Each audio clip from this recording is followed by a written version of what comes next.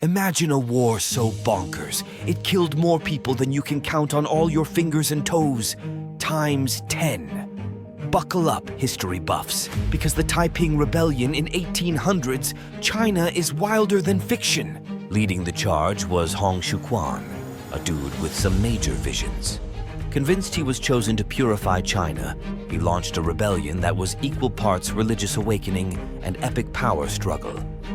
Think righteous warriors battling the emperor, all while believing their leader had a divine mission. Seriously, history is stranger than fiction, and the craziness didn't stop there. DIY explosions. They chucked homemade heavenly bombs at enemies, hoping for a little supernatural assist. Spoiler alert, the universe wasn't a big fan. Warriors of wonder. Forget damsels in distress.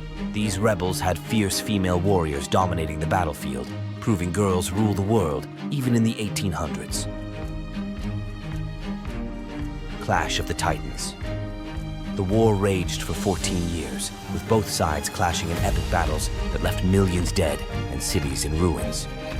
Think Game of Thrones meets Lord of the Rings, but with swords and muskets and way more casualties. But the biggest mystery? Why did it all start?